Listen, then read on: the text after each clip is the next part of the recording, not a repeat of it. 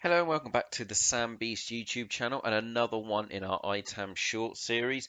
We're talking to Stuart Pomfrett today and we actually cover off quite a lot in this video. I started off by asking him about audits during the coronavirus pandemic. This was recorded in 2020, the end of 2020, so yeah, apologies about that. It genuinely has taken me this long to edit his video.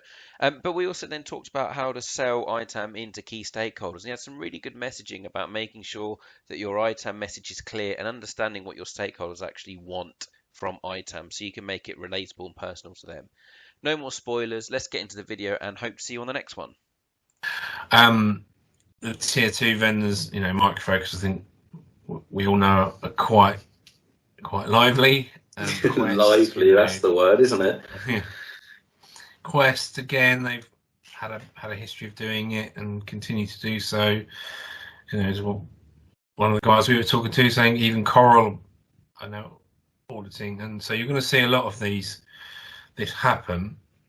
But also on the other side, from a customer perspective, you want to be looking at how you consume and pay for as a service offering. So, software, infrastructure, platform, all those cloud and, SaaS offerings. Again, Kieran from ServiceNow, great example from ServiceNow. They nearly spent $750,000 over on the whiteboarding software they all were trialing at the beginning of lockdown. So, all of that kind of stuff, I think is going to put ITAM into focus. I think that side, is the carrot, and obviously the stick we've just defined.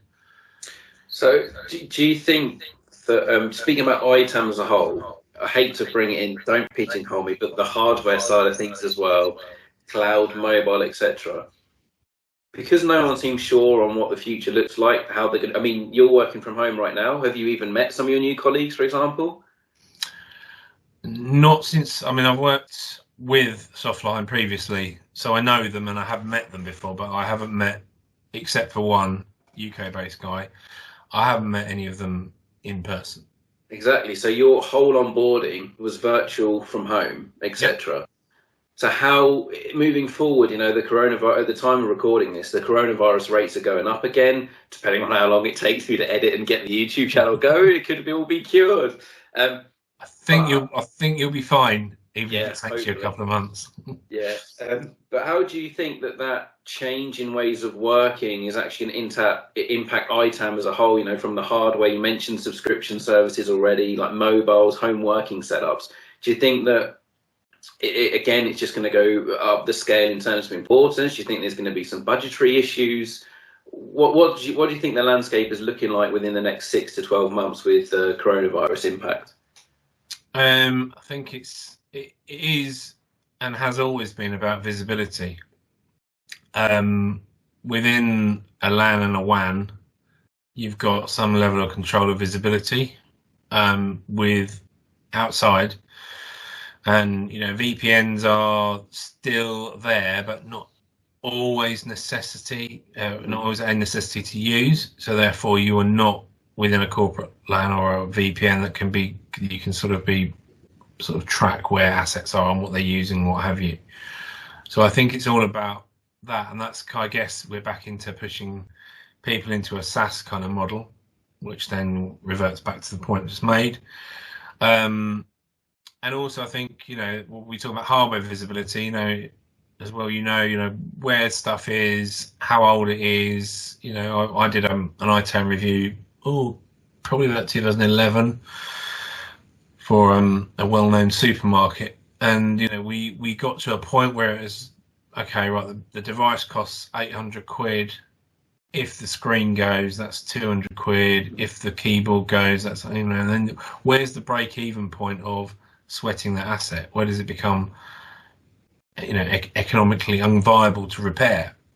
And then you can devise a strategy about that. But obviously you have to know what models and how old they are and service tags and things like that to be able to do that. So as I say, it's always been about visibility.